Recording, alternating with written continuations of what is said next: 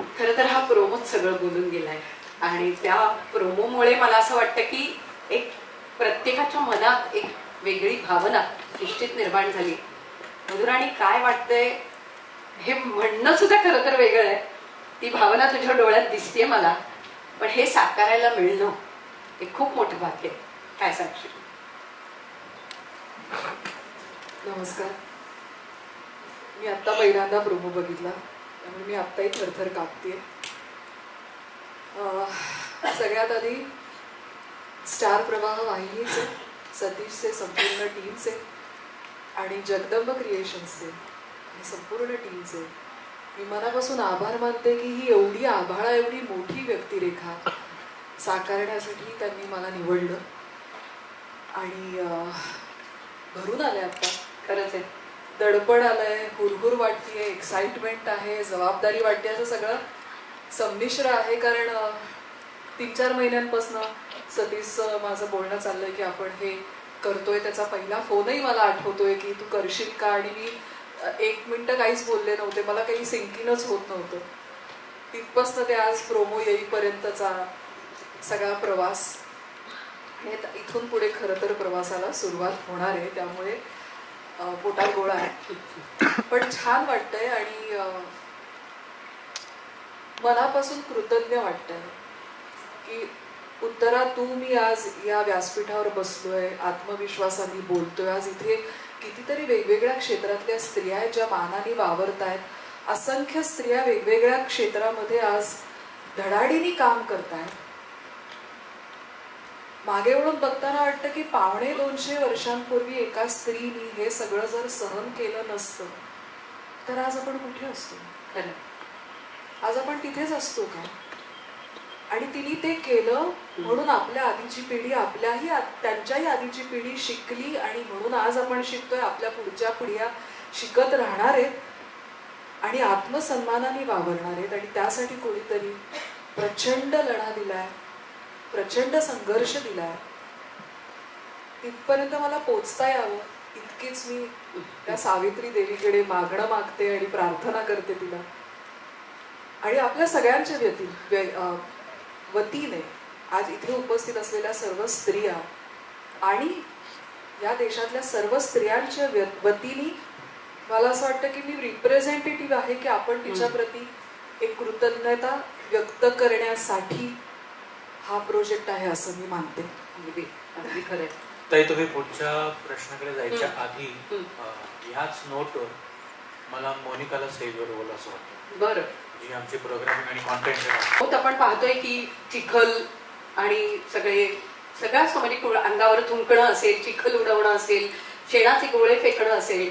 पुढच्या काळात तर त्यांना काही पुरुषांनी धमक्या सुद्धा दिल्या होत्या आणि त्यावेळेला त्यांनी त्यांच्या सोबत एक सेवक ठेवला होता किंवा शिपाई घेऊन त्या जायच्या. म्हणजे त्या काळातून त्यांचा बॉडीगार्ड असं आपण म्हणूया. आता त्यांनी काही आठवणी सांगितल्या. त्याच्यात अगदी एक वाक्य मला आवर्जून हा प्रोमो बघितल्यानंतर सांगावंसं वाटतं की त्यांनी ज्या आठवणी लिहिल्यात त्याच्यात त्यांनी असं म्हटलं की कितीतरी त्यांना त्रास झाला, हा सगळा त्रास त्यांनी सहन केला, पण कुठेही त्या कधीही त्रासलेल्या, त्रागा केलेला, राग आलेला हे कुठेही त्यांना कधी जाणवलं नाही आणि त्या कधी रागावल्या नाही.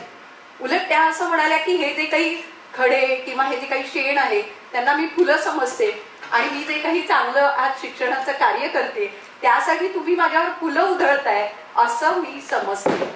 किती मोठा विचार होता हा. आणि हे सोपं नव्हतं, पण ते आज तुम्हाला पेलायचंय आणि ते तुम्हाला आमच्यासमोर मांडायचंय. अमोल, मोठी जबाबदारी आहे निर्माता म्हणून. अभिनेता म्हणून तर तू करतोच आहेस, पण निर्माता म्हणून ही खूप मोठी जबाबदारी आहे. आज का वाटलं हा विषय पुढे का? हा विषय करावा ही खूप वर्षांची खरं तर इच्छा होती. म्हणजे सतीश आणि आम्ही अनेक दिवस ही चर्चा करत होतो. कारण खूप प्रामाणिकपणे सांगायचं तर मी सावित्रीबाई ज्योतिराव फुले ही मालिका फक्त सावित्रीबाईंची आहे का तर ती नाहीये. म्हणजे उंबरठ्याच्या बाहेर पाऊल टाकून कर्तृत्वाच्या आकाशात भरारी घेऊ इच्छिणाऱ्या प्रत्येक स्त्रीची ही मालिका आहे. आपल्या लेकीच्या कर्तृत्वानं भारावून जाणाऱ्या प्रत्येक बापाची ही मालिका आहे आणि आपल्या बहिणीच्या कर्तृत्वानं सुखावणाऱ्या प्रत्येक भावाची सुद्धा ही मालिका आहे आणि नवऱ्याची सुद्धा. आणि त्यामुळे नवऱ्यावरची जबाबदारी वाढणार आहे. पण ही जर संपूर्ण एक हे आपण जर बघितलं तर स्टार प्रवाहाचा मी मनापासून यासाठी आभार मानेन की जगदंब क्रिएशन्सला ही संधी स्टार प्रवाहाने दिली आणि राजा शिवछत्रपती नंतर पुन्हा एकदा स्टार प्रवाहाशी अशा एका खूप आयकॉनिक शो साठी जोडलं जाण्याची ही एक संधी आहे. निर्माता म्हणून हो जगदंब क्रिएशन्स साठी ही एक मोठी जबाबदारी आहे, कारण जेव्हा तुम्ही लार्जर दॅन लाईफ व्यक्तिरेखांविषयी मालिका साकारता तेव्हा तुम्हाला तो दैदिप्यमान इतिहास, तुम्हाला तो त्यावेळचा काळ उभा करणं आणि त्या पलीकडे जाऊन तो प्रेक्षकांना करमणुकीच्या स्वरूपात किंवा गोष्टीच्या रूपात सांगत असताना मूळ इतिहासाशी, मूळ व्यक्तिरेखांशी कुठेही प्रतारणा होणार नाही याची काळजी घेणं असे ती दुधारी खरं तर तलवार असते. आणि त्यामुळे निर्माता म्हणून हो नक्कीच जबाबदारी, पण मी जगदंब क्रिएशन्सच्या माझ्या संपूर्ण टीम विषयी अत्यंत कॉन्फिडेंट आहे. म्हणजे गंगावणे सर असतील, घनश्याम असतील, नितीन कुलकर्णी सर असतील, लतिका सावंत असतील, पौर्णिमा ओक असतील, दिग्दर्शक कार्तिक केंडे असतील, सचिन गद्रे असतील, डीओपी पप्पू साहू असतील, म्हणजे ह्या संपूर्ण टीम विषयी मला हा विश्वास आहे की हो राजा शिवछत्रपतीच्या वेळी जसं एक आयकॉनिक एक कलाकृती ती सादर झाली होती, जगदंब क्रिएशन्स पुन्हा एकदा मी सावित्रीबाई ज्योतिराव फुले या निमित्तानं तशीच एक आयकॉनिक कलाकृती जी माझ्या प्रत्येक माता भगिनीच्या सन्मानाला केलेलं अभिवादन असेल अशी कलाकृती आम्ही सादर करू. वा. पण या सगळ्यामध्ये या कलाकारांची निवड हा एक खूप मोठा विषय होता. मला वाटतं सतीश, मोनिका कोण उत्तर देईल? आता मी सावित्रीच्या लेखीकडे तिच्याच सोबत, कारण हे दमदार कलावंत त्या भूमिकांमध्ये असणं हा एक महत्वाचा विषय आहे त्यातला. आज स्टार प्रवाहाची सगळी धुरा मोनिका रणदिवे सांभाळते माझ्यासोबत. तिच्याच सोबत माझ्या अनेक सावित्रीच्या लेखी सुद्धा झालेल्या आहेत, ज्यांचं मी थोड्या वेळाने ह्या व्यासपीठावर त्यांना रिक्वेस्ट करणारे आहे. पण आधी आपण मोनिका स्वतः उत्तराने जेव्हा प्रश्न विचारला त्याचं उत्तर सतीश सर देतील. पण माझ्याकडे एक छोटं माझं मनोगत आहे की आपण सगळे खूप इतिहासाबद्दल बोललो, सेलिब्रेटिंग विमेन एम्पॉवरमेंट ह्याच्यावर बोललो. काल जेव्हा मी हा प्रोमो बघितला ऑफिसमध्ये आणि त्याच्यानंतर एक छोटी चर्चा झाली आणि मी तेव्हा बोलले आणि तेव्हा मला खूप ओव्हरवेल्मिंग झालं आणि मला असं वाटलं की ही एक इमोशन आहे, नुसता एक शो किंवा सिरियल नाही आहे. पण हॅव्हिंग सेड दॅट मी काल बोलले होते की educating a woman, educating a nation. जसं तू बोललीस की आत्ता आपण म्हणतो की मुलगी शिकली आणि प्रगती झाली, पण मला हा प्रश्न खरंच विचारायचा आहे आणि मी हा स्वतःलाही विचारते आणि सगळ्यांना विचारायचं आहे की are we really giving justice to this line? आजच्या काळात आपण सगळं बोलतोय की मुली खरंच पुढे गेल्यात, सगळं केल्यात, पण अजूनही या एज्युकेटेड समाजात हुंडाबळी होतो, बायकांवर अत्याचार होतात. तर मला एवढंच म्हणणं आहे की मला ह्या सब्जेक्टमधनं, आता आम्ही लहानपणापासून हे वाचत आलो आहे, ह्या सब्जेक्टपासून मला एवढंच म्हणायचं आहे की 200 वर्षापूर्वी मी हे नाही नुसतं म्हणणार की सावित्रीबाई फुलेंनी शाळा उघडली, मी हे म्हणेन की त्यांनी विचार उघडले. आणि आत्ता जेव्हा माझं असं खूप मनापासून माझं असं सांगणं आहे की ही जेव्हा सिरियल ऑन एअर येईल आणि लोक बघतील तेव्हा नुसतं एक ऑटोबायोग्राफी, आत्मकथा किंवा नुसती त्यागाची गोष्ट न होता त्यांचा जो विचार होता, या दाम्पत्याचा जो विचार त्यांनी केला, कारण मला असं वाटतं विदाऊट दिस रिफॉर्मिस्ट थिंकिंग किंवा सुधारक थिंकिंग जर हे नसतं तर नुसतं एज्युकेशननी मला नाही वाटत काही फरक पडला असता. तर माझी अशी खूप इच्छा आहे की ही जेव्हा सिरियल येईल तेव्हा लोकांनी हा विचार जरूर समजून घ्यावा आणि त्याच्यावर काहीतरी वाटचाल करावी. That is all I want to say. आणि Amol sir, congratulations, all the best. And मला अभिजित खाडेला बोलवायला जरूर आवडेल, कारण माझ्या टीममधनं तोच ही रिस्पॉन्सिबिलिटी पेळणार आहे. तर Abhijit, can you come on stage? Satish sir, thank you so much. कोणती भूमिका पेळण्यासाठी ती समज असणं आणि त्या समजीसोबत रसिक प्रेक्षकांनी त्या त्या भूमिकेमध्ये त्या त्या कलाकारांना पहिल्या दिवसापासून, ज्या दिवसापासून आपला प्रोमो हिट होतो, ते मान्य करणं आणि एक्सेप्ट करणं फार गरजेचं असतं. मी थोड्या प्रमाणात लेखक आहे, थोड्या प्रमाणात दिग्दर्शक आहे, थोड्या प्रमाणात एक अभिनेता आहे. त्यामुळे मला ह्या गोष्टी माहिती आहेत की स्क्रिप्ट तुम्हाला सांगते की तुम्हाला कोण कलाकार कोण हवंय. अगदी स्क्रिप्ट ऐकल्यानंतर ह्या मालिकेच्या बाबतीत असं झालं की जेव्हा तुम्हाला माहिती होतं की तुम्हाला ह्या विषयावर, ह्या पार्श्वभूमीवर एखादी मालिका करायची आहे, तेव्हा रोज रसिक प्रेक्षकांसमोर ही भूमिका, ही पात्र मांडणारी मंडळी सुद्धा तितकीच जबाबदार. आज अमोल सरांबद्दल मला काही वेगळं सांगायची गरज नाही आहे. आज मधुराणीबद्दल मला काही वेगळं सांगायची गरज नाही आहे. त्यांचं कर्तृत्व त्यांच्या पुढे बोलतो. मी दिग्दर्शक म्हणून माझं काम नेहमी सोपं करून घेतो. मी कास्टिंगवर खूप मेहनत म्हणूनच हा प्रश्न होता. त्यामुळे ह्या भूमिकेमध्ये ह्या दोघांव्यतिरिक्त तिसरा फोनही झालेला नाही. वा. कारण का ह्या स्क्रिप्टनी किंवा ह्या गोष्टींनी हे कास्टिंग मागून घेतलंय असं माझं म्हणणं आहे की हा प्रयत्न. आणि मला खरंच सांगतो, मी अमोल सरांना फोन केल्यानंतर स्ट्रगल करावंच नाही लागला. जेव्हा मी त्यांना म्हटलं की हे करायचं, मी मधुराणीला जेव्हा फोन केला होता तेव्हा मला माहिती होतं की मधुराणीनी आई कुठे काय करते त्यानंतर ब्रेक घेतला. पण मी तिला तेच सांगितलं की तुला आई कुठे काय करते ही मालिका मिळाल्यानंतर पुन्हा एका आईची भूमिका करायला आवडेल. तेव्हा तिने पॉज घेतला आणि म्हणून म्हणजे ती मला लहानपणापासून ओळखते.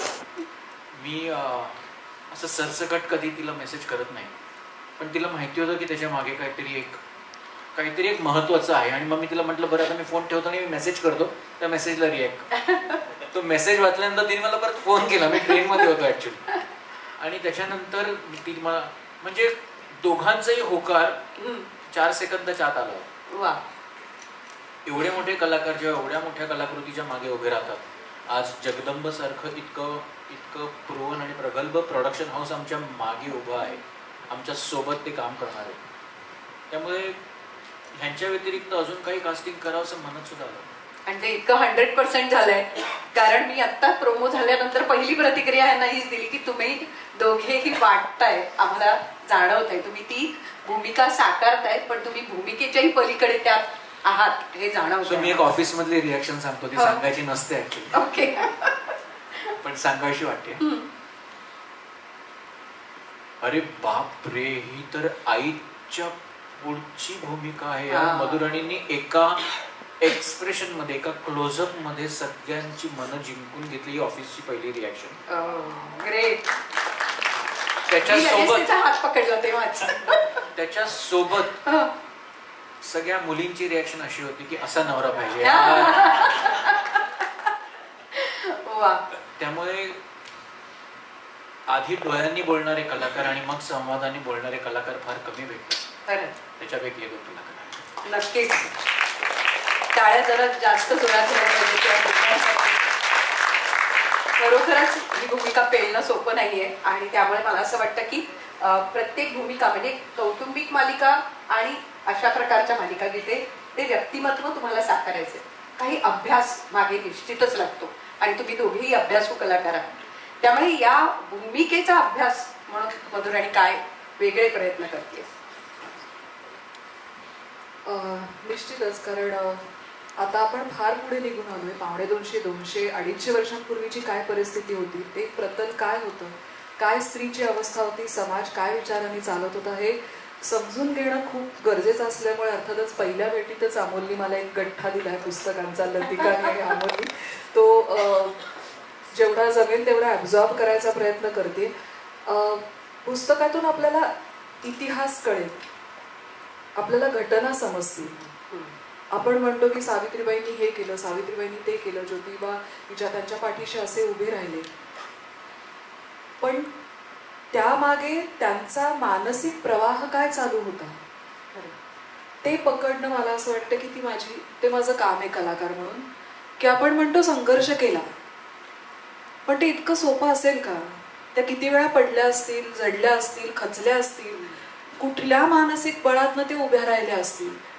आणि त्याचबरोबर हे सगळं करत असताना त्या अत्यंत संवेदनशील कवयित्री होत्या, त्या हळव्या होत्या. ते स्पिरिट पकडणं त्यांच्या त्या आपण आपल्याकडनं होतं काय की आपण इतक्या एवढ्या मोठ्या युगस्त्री सावित्रीबाई फुले, आपण त्यांचे एक तर पुतळे बघतो किंवा भिंतीवरची चित्र बघतो, पण त्यांच्या मागे असलेली स्त्री पकडणं, ते स्पिरिट पकडणं, मला असं वाटतं की ते मला करणं गरजेचं आहे आणि ते करायची मजा मला येणार आहे. मला असं वाटतं हे पुरेच आहे. खरं तर सतीश म्हणाला तसं की त्या एका एक्सप्रेशननीच खरं तर तू जिंकलंयस आता. त्यामुळे सावित्रीबाई आमच्या समोर उभ्या राहणार आहेत. पण आता तू म्हणालीस तसं त्या कवयित्री होत्या, उत्तम कवयित्री होत्या. तर एखादी त्यांची कविता आज तुझ्याकडनं आम्हाला ऐकायला मिळाली तर खूप छान वाटेल. ऐकवतो, गाऊन ऐकवतो. वा वा. बघ किती कारणं आहेत का. येस, नक्की. किती अभ्यास मला वाटतं याच्यात सगळं सारच आलंय. हो. स्वामी ज्योतिबांच्या लागे मी चरणी, त्यांची गोडवाणी मनी घुमे, महार मांगांची करते मी सेवा, आवडीच्या देवा स्मरुनिया. सेवा सत्य धर्म देई समाधान, सेवा सत्य धर्म देई समाधान.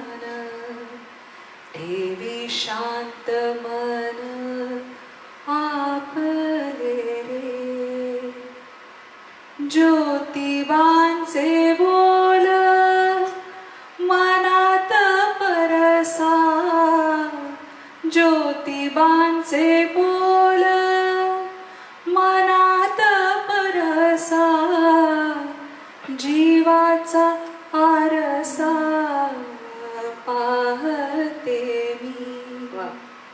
सेवेच्या भावाने सेवा जे करीती, धन्यता पावती मानवात. ऐसा बोध देती अनुभवे ज्योती, मनात ठेवीती सावित्री. वा वा. मनात ठेवीती सावित्री. वा वा. आज सावित्रीबाईंचं वाङ्मय सुद्धा या निमित्ताने आपल्या समोर आलं. हा एक महत्वाचा मुद्दा. खूप सुंदर कविता म्हणाली त्या.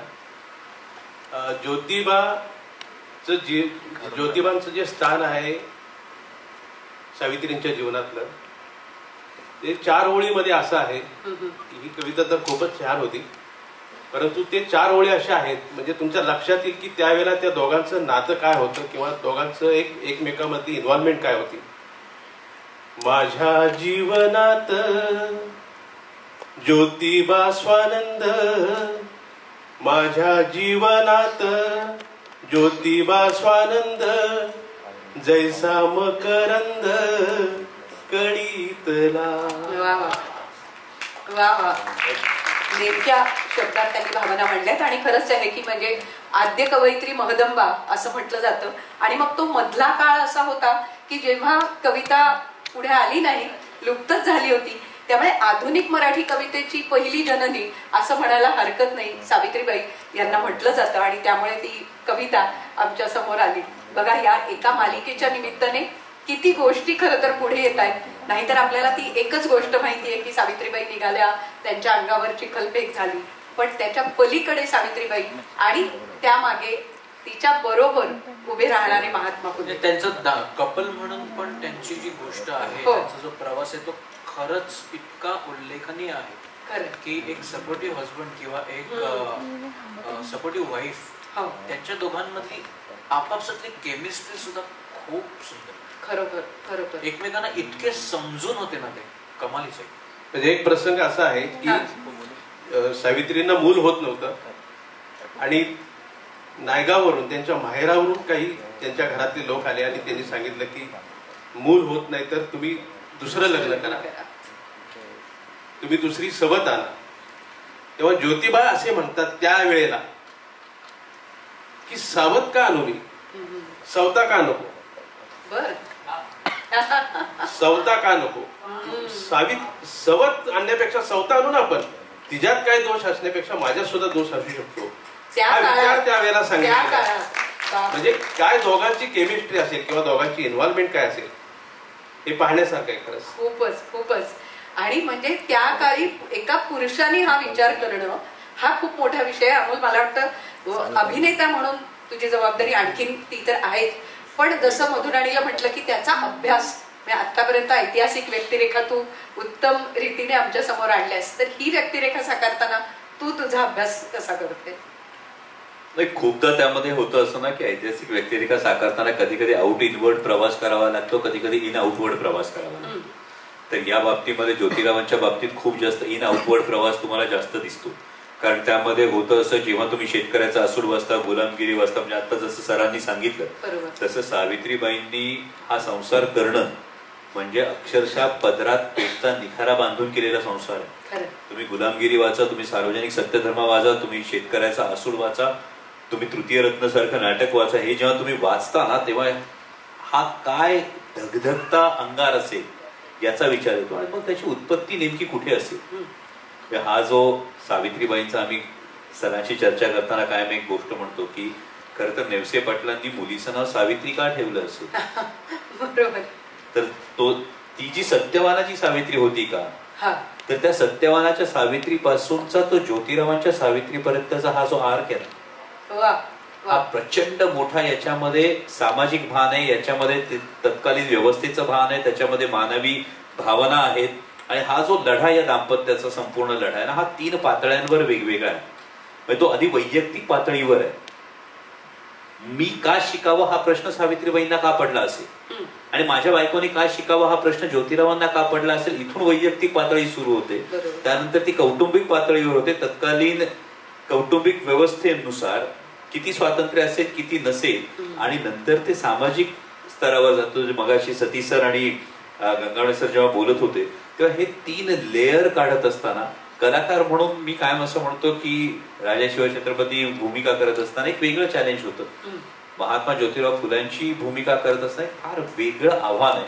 त्यावेळेचा काळ, त्यावेळेचा जो संपूर्ण सामाजिक परिस्थिती, कौटुंबिक परिस्थिती सगळं शोधून त्यातून समोर जाणं इज अ चॅलेंज.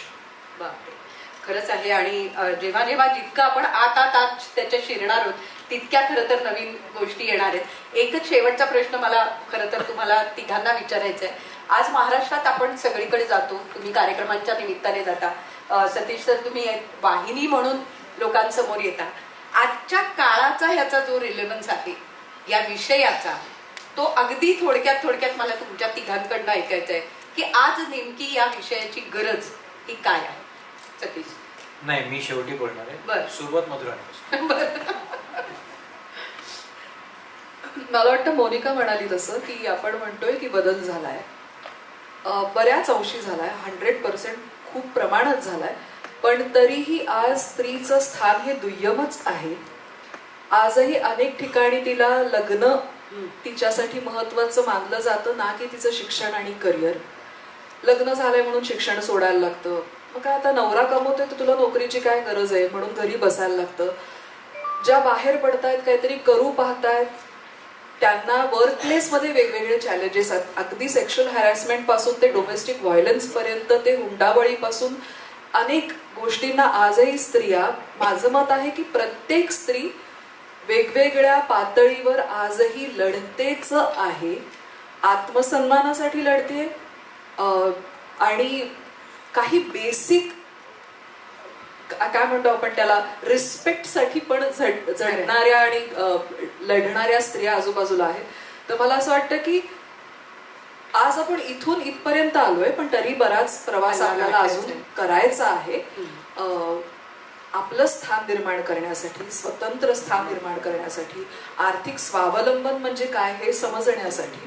तर महाराष्ट्रातल्या आणि कुठल्याही जी कुठल्या ना कुठल्या लेवलवरती झगडतीये, लढतीये, तिला तिचा लढा अजून खंबीर सशक्त करण्यासाठी मला वाटतं एक प्रेरणा असणं गरजेचं आहे आणि ती सावित्री असणार आहे. कारण आज आमच्यासाठी खरंच आजूबाजूला म्हणावे तसे आदर्श नाहीत. इन्फ्लुएन्सर्स आहेत पण आदर्श नाहीये. तर अशा परिस्थितीमध्ये मला वाटतं सावित्री ही धगधगती मशाल प्रत्येक महिलेला, प्रत्येक स्त्रीला तिच्या तिच्या लढ्यात, मग तो एवढासा असो नाही तो एवढा असो, ती प्रेरणा देणारे आणि एनर्जी देणारे, पॉवर देणारे, अशी मला खात्री. अगदी आम्हालाही खात्री आहे या मालिकेच्या माध्यमातून. अमोल, यामध्ये एक योगदान फार मोठं आहे जे पुन्हा एकदा मी अंडरलाईन करू इच्छितो, ते म्हणजे महात्मा ज्योतिराव फुले आणि डॉक्टर बाबासाहेब आंबेडकर, भारतरत्न डॉक्टर बाबासाहेब आंबेडकर यांचं एक जे नातं आहे, हे जे फॉलो करण्याचं एक नातं आहे. तुम्ही जर भारतीय संविधानामध्ये बघितलं तर एक फार अभिमानाची गोष्ट ही आपल्या देशासाठी आहे की इंग्लंडमध्ये, अमेरिकेमध्ये पहिल्या दिवसापासून मतदानाचा अधिकार महिलांना नाहीये. बरं. केवळ भारतामध्ये पहिल्या निवडणुकीपासून, पहिल्या दिवसापासून महिलांना मतदानाचा इक्वल अधिकार असणारा देश हा भारत आहे, अमेरिका नाही, इंग्लंड नाही. याचं कुठेतरी एक रूट हे सावित्रीबाईंपर्यंत जातं. कारण पुढचा जो संपूर्ण प्रवास आहे महात्मा ज्योतिराव फुलेंपासून भारतरत्न डॉक्टर बाबासाहेब आंबेडकरांचा, हा जो प्रवास आहे, त्यामुळे ही जी पायाभरणी ही सगळी झालेली आहे. आणि आजच्या काळातही म्हणजे आजही तुम्ही म्हणता, आता पुढच्या याच्यामध्ये पार्लमेंटमध्ये सुद्धा 33% आरक्षण येईल. आता स्थानिक स्वराज्य संस्था सुरू आहे, 50% आरक्षण आहे. आम्ही सामाजिक क्षेत्रामध्ये काम करत असताना अनेक ठिकाणी हे बघतो. आता तुम्ही इथं बसलेल्या एकूण सगळ्या पत्रकार संख्येमध्ये एकूण मुलींची संख्या, एकूण महिलांची संख्या खरोखर वाखाणण्यासारखी. चॅलेंजेस आहेत का? हो, डेफिनेटली चॅलेंजेस आहेत. पण आजच्या काळामध्ये एक गोष्ट घडणं खूप गरजेचं आहे. मी जसं सुरुवातीलाच म्हणालो की म्हणजे लेकीच्या यशाने डोळे पाणावत नाही असा बाप जगात नाही, आणि बहिणीच्या पदरामागं लपावंसं वाटत नाही असा भाऊ जगामध्ये नाही. जेव्हा ही दोन नाती नवरा म्हणून सुद्धा ती जाणीव जर शिल्लक राहिली ना, कारण आम्हाला शिवाजी महाराज जन्माला होते शेजारच्या घरात यावेसे वाटतात, पण त्यासाठी जिजाऊ व्हाव्या लागतात, आणि जिजाऊ असण्यासाठी त्यांना सपोर्ट करणारे शहाजी महाराज असावे लागतात. जेव्हा सावित्रीबाईंनी उंबरठ्याबाहेर पाऊल ठेवायचं असतं तेव्हा खंबीरपणे त्यांना दिशा देणारे, त्यांच्या पाठीशी ठामपणे उभे राहणारे ज्योतिराव असणं गरजेचं आहे. आणि जेव्हा हे कॉम्बिनेशन तयार होईल तेव्हा जी पायाभरणी झाली आहे त्याच्यावर कळस चढण्यासाठी ही गोष्ट आणखी सोपी होईल. त्यामुळे उंबरठ्याबाहेर पाऊल टाकणाऱ्या प्रत्येक स्त्रीची प्रेरणा आणि त्या पावलाच्या मागे खंबीरपणे उभे राहणाऱ्या ज्योतिरावांची गोष्ट ही मालिकेतून स्टार प्रवाहाच्या माध्यमातून समोर. मला वाटतं ही खूप महत्वाची गोष्ट आहे की इतक्या ठामपणे पाठीमागे उभा राहणारा आपला नवरा असावा. जे वाक्य होतं की असा नवरा सगळ्यांना हवा. तर हा थॉट जो आहे, हा विचार जो आहे तो खूप महत्वाचा आहे. सतीश, काय सांगा? मला असं वाटतं मधुराणींनी आणि अमोल सरांनी व्यवस्थित आणि चोख उत्तर दिलंय. मला फक्त त्याच्या एक पाऊल पुढे जाऊन असं सांगायचं आहे की ही मालिका माझ्या मुलीसाठी, माझ्या आईसाठी, माझ्या बहिणीसाठी आणि त्या प्रत्येक स्त्रीसाठी आहे जी आज घर सांभाळून तिचं काम सुद्धा सांभाळते.